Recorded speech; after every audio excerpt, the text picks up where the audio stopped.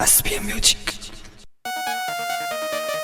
present a song Anuradha Sharma, Surjit Bedi with Krishan Daima.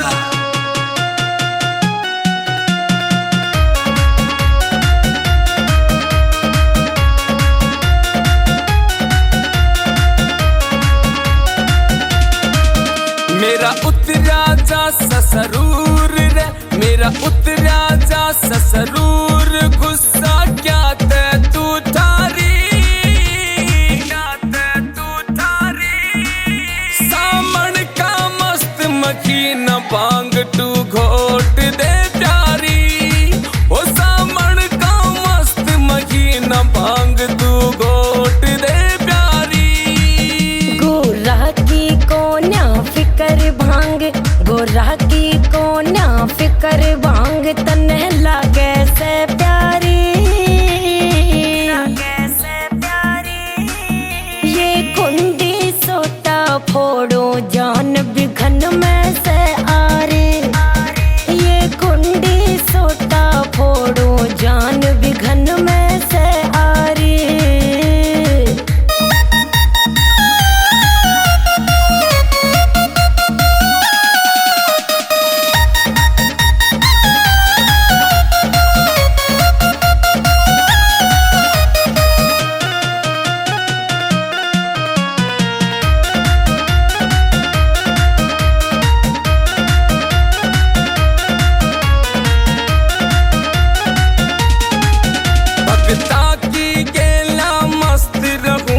सब बाता का बेरा से तू मुंह फुला के बैठ जगोरा, खोट यो है बस तेरा से तू मुंह फुला के बैठ जगोरा, खोट यो है बस तेरा से। मेरे ते फेटन ने दुनिया, मेरे ते फेटन ने दुनिया, या आवे से सारी,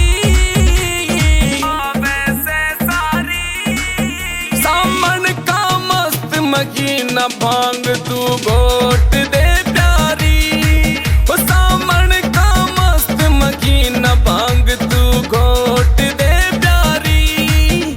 कदे विष का प्याला पी जा से, कदे भांग की जिद्दी कर ले से, कदे तांडव करने लाग जा भोले, कदे समाधि धर ले से, कदे तांडव करने लाग जा भोले, कदे समाधि धर ले से। ना समझ सकी मैं भोलेनाथ, ना समझ सकी मैं भोलेनाथ, कैसी लीला या थारी, ये कुंडी सोटा फोड़ो जान बिघन में से आ रही, ये कुंडी सोटा फोड़ो जान बिघन में से आ रही।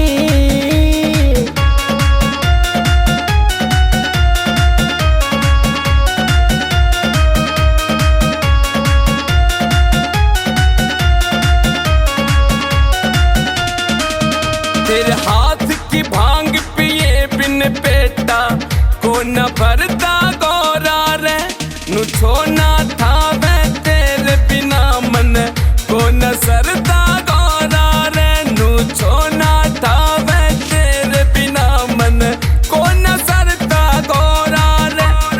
आप घोट लू भांग में, आप घोट लू भांग में, तू क्या ते छोटा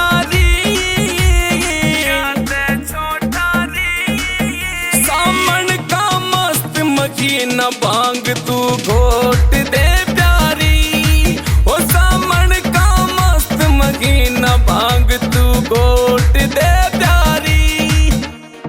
गुस्सा ना ठावे भोले, तेरा उतरा सरोवर बना दूंगी, तू जितनी चाहे शिव शंभू, तन्ने भांग घोट के प्या दूंगी, तू जितनी चाहे शिव शंभू, तन्ने भांग घोट के प्या दूंगी।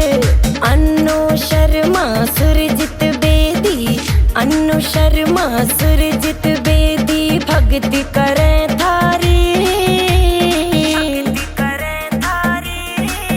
ये कुंडी सोता फोड़ो जान भी घन में से आ रही, ये कुंडी सोट